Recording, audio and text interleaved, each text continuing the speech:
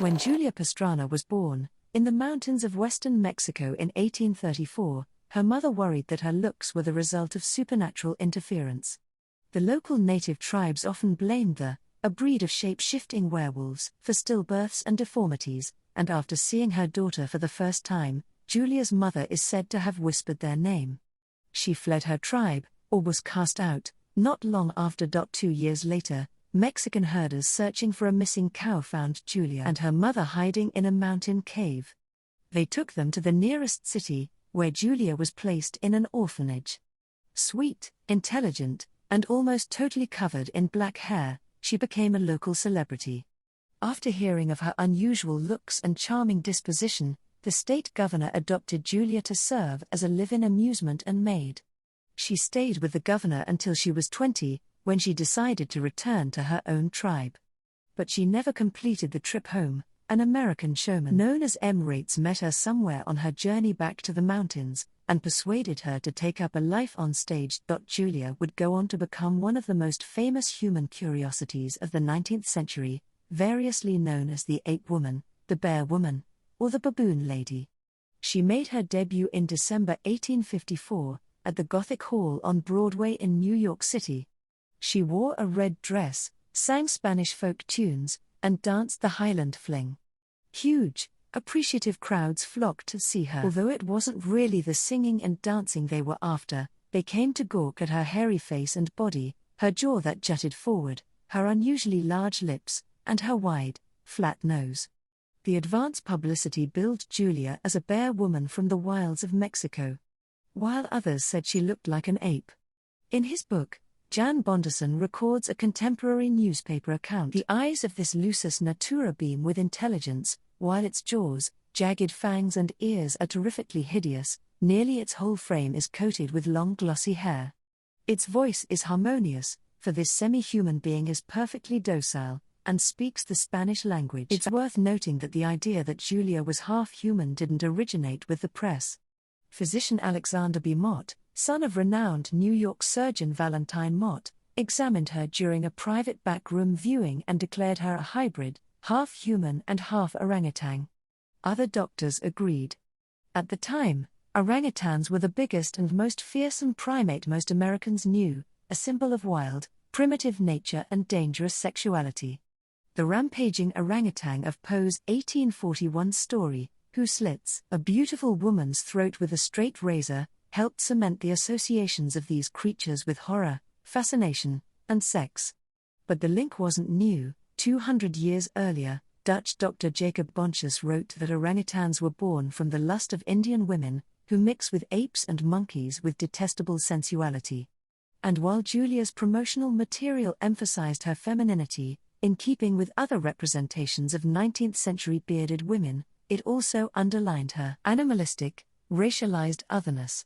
Her promotional material referred to her tribe of root-digger Indians as spiteful and hard to govern, living in animal caves and enjoying intimate relations with bears and apes. The implications were clear. Julia was both a symbol of our repressed animal natures and the literal product of sex with beasts. In England, where Julia ventured with a new impresario after successful tours of the eastern US and Canada, this otherness continued to be a useful promotional strategy. A poster advertising Julia's show at London's Regent Gallery, where she appeared 3 times a day in 1857, portrayed her with exaggerated, reddened lips and a large nose, much like contemporary racialized images of African Americans. This despite the fact that at least one doctor declared she had no trace of Negro blood. The 12-page promotional booklet that Theodore Lent, Julia's new showman, prepared advertised her as the Baboon Lady, and again described her parents' close contact with wild animals. But it also assured audiences that in Julia the nature of woman predominates over the orangutans, and described her as sociable, clever, and kind. While Julia's promotional package included certificates from scientists attesting to her hybrid nature, from the start there were those who knew she was entirely human. Anatomist Samuel Neeland, Jr., former curator of comparative anatomy for the Boston Natural Historical Society, examined Julia and declared her all human, and a perfect woman, performing all the functions of her sex. In 1857, The zoologist Frances Butland visited her London hotel room and described her hideous facial features but exceedingly good figure, adding that she had a sweet voice, great taste in music and dancing, and could speak 3 languages. He added, "I believe that her true history was that she was simply a deformed Mexican Indian woman." The most famous English scientist of the day, Charles Darwin, did not go to see her in London, but learned of her existence and of a cast taken of her teeth, which was supposed to show an irregular double set in both upper and lower jaws. In his, Darwin compared Julia to hairless dogs, theorizing that skin disease in the animal world could be connected to excess teeth. Julia, however, didn't have extra teeth, just thickened gums that made misleading impressions on the casts. Had anyone bothered to ask her about her mouth, she would have explained that she had the usual number of teeth. But almost all the doctors who examined her directed their questions to Lent, while Julia kept silent. Silent but lucrative, which was how Lent liked it. Exhibiting Julia had made Lent a wealthy man, but by then rival showmen, possibly even including P.T. Barnum, began to take an interest in her. Lent decided to make the arrangement with his living, breathing, investment more permanent. He proposed to Julia. We don't know exactly what Julia thought of Lent, although Bonderson believes she was in love and touchingly devoted to him. Certainly, Julia's entire world revolved around her showman. She was not allowed to go out during the day, in case being seen on the street would diminish her earning power, and only traveled to the circus at night wearing veils. She had very few friends, although she did develop a rapport with the Viennese actress and singer Friederike Gorsman, who later said that a light fog of sadness always hung over Julia. Nevertheless, Julia accepted Lent's proposal.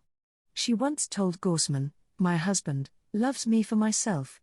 Aside from Gorsman, one of the few who took Julia seriously as a person was German circus owner Hermann Otto. He visited Julia in Vienna and had a long conversation with her, later recording his impressions in his book. He wrote that Julia seemed a monster to the whole world, an abnormality put on display for money, someone who had been taught a few artistic turns, like a trained animal.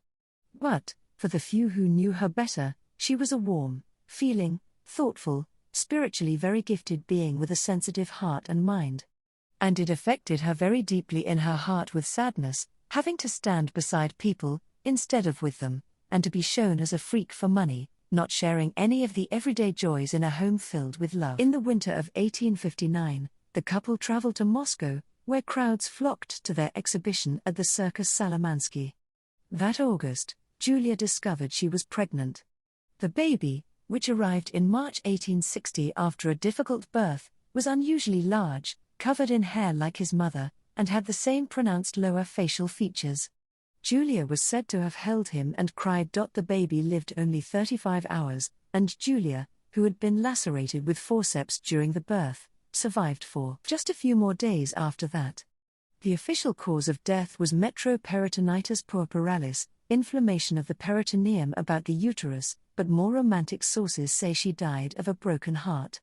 Lent admitted spectators to her deathbed, where she is supposed to have said, "I die happy, because I know I have been loved for my own sake." This fits nicely into the 19th century predilection for grand last words, but it seems a little too perfect to be true. By impregnating his wife, Lent's plan to secure his investment through marriage had backfired, or so it seemed. At the hospital where Julia gave birth, Lent met a Professor Sokolov of Moscow University. Sokolov was an expert on embalming, and had recently pioneered a technique that blended mummification with taxidermy, creating corpses that still looked rosy and alive. He and Lent struck a deal, in which Sokolov would buy the bodies of Julia and her son, preserve them, and put them on display at the university's Anatomical Institute. Sokolov kept the details of the embalming to himself, although we know the process took him 6 months. When the bodies were sufficiently infused with decay-arresting chemicals, Sokolov posed both mother and child standing up, the baby perched on a rod with an alert expression on his face, his mother standing with hands on her hips, feet wide apart, face turned to one side. The confident pose makes it possible to imagine Julia, just for a moment, as being like any self-possessed young woman standing on the corner waiting for a friend, a bus, a taxi, the end of the day to come. But Julia had a far more unusual story. Her body stayed at the Anatomical Institute's museum for only 6 months, before Lent, hearing how good she and her son looked, took advantage of an escape clause in his contract and returned to take them back. Evidently he realized that Julia could be a money-maker dead as well as alive. Lent put the bodies on display in London in 1862, where they could be seen for £1, less than he charged when Julia could sing and dance, but at least now he could display her for longer periods of time. Again the scientists weighed in. Buckland visited and said the face was marvelous, exactly like an exceedingly good portrait in wax, while declared the embalming completely successful. The bodies went on to tour, and when they visited Vienna, Hermann Otto described seeing his old acquaintance in a red, silk-like harlot's dress with a frightening rictus across her face. A few years later in Carlsbad, Lent heard of another woman, Marie Bartel, who suffered from conditions similar to those of his late wife. Today the official diagnosis for Julia's maladies is generalized hypertrichosis lanuginosa, which produced the hair covering her face and body, and gingival hyperplasia, which thickened her lips and gums. Determined to add Marie to his show, Lent threw a bag of plums over a wall and into the garden where she spent her days. A little while later, he persuaded her father to let him marry her. He promised to never exhibit Marie, but the oath was short-lived. Soon she was singing and dancing on stage as Zenora Pastrana, Julia's little sister, with the embalmed mummies of Julia and her son behind her for an added macabre touch. But perhaps Zenora had the last laugh. After further exhibitions throughout Europe and America, the pair retired in St. Petersburg, where Lent began to go insane. At least once, he showed up nearly naked on a bridge over the river Neva, shrieking incomprehensibly, tearing up bank notes and throwing them into the water. Marie had him committed to an asylum, where he died shortly thereafter. As for Marie, she moved back to Germany and sold the embalmed bodies of Julia and child, which then shuttled among fairs, amusement parks, museums, and chambers of horror throughout Europe for decades. In 1921, Håkon Lund, manager of Norway's then biggest carnival, purchased the bodies of Julia and her son from an American in Berlin. They arrived as part of a cabinet of curiosities that held 8,000 other objects, including body parts submerged in giant glass jars, preserved heads, deformed fetuses, Siamese twin embryos, two-headed calves, an entire human skin nailed to a plank, and other choice items. Lund exhibited selections from the cabinet alongside a wax museum of venereal diseases, calling it the Hygienic and Anatomical Exhibition. The show toured through Norway in the 1920s with the slogan Humanity, Know Thyself. By then, however, the culture around exhibiting human oddities had started to change. As the 19th century progressed, freak exhibitions fell more and more out of favor, and Lund took pains to present his exhibition under the guise of popular education. He hired medical students wearing white lab coats to serve as guides, and displayed posters that at least gave the pretense of providing medical and scientific background information. However, during World War II the Nazis deemed the exhibit obscene, and ordered the wax models melted down for candles, an order which Lund managed to avoid. After surviving the war, the bodies went into storage in the 1950s. By the 1970s, when the bodies emerged for small tours, they were frequently greeted by outrage in the newspapers. In 1973 Sweden banned their presence, saying corpses could no longer be exhibited for profit. This marked the end of their touring days, and Lund stashed the mummies in the Carnival storehouse near Oslo. 3 years later, teenagers broke in and ripped off Julia's arm, thinking she was a mannequin. The police later recovered the bodies, but Julia's infant was damaged beyond repair. He ended up in the trash. Julia's body re-emerged in the public consciousness in 1990, when journalists at the Norwegian magazine discovered her languishing in the basement of Oslo's Institute of Forensic Medicine. From then on, the fate of Julia's body became a fixture of Norwegian newspaper reports and government committees. Journalists, academics, and other officials spilled a great deal of ink debating the merits of burying her versus keeping her body above ground so that scientists might one day study her conditions. In the end, Norway's Ministry of Church, Education and Research decided to keep the remains above ground, and they were moved to the Institute of Basic Medical Science at the University of Oslo in 1997. In 2005, Laura Anderson Barbotta, a Mexico City-born, New York-based visual artist then on a residency in Oslo, began petitioning the university for the repatriation of Julia's body. Barbotta had become aware of Julia's plight 2 years earlier, after her sister produced a play called, which is conducted entirely in the dark.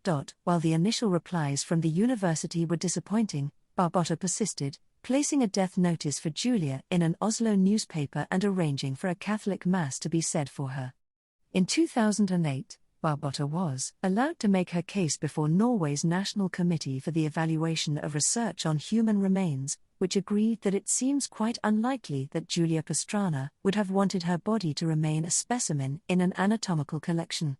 The governor of Julia's home province of Sinaloa got involved, as did the Mexican ambassador to Norway, and an official petition for Julia's return to Mexico was lodged. In February of 2013, Julia's body, encased in a white coffin covered in white roses, was finally buried in a cemetery in Sinaloa de Leyva, a town near her birthplace.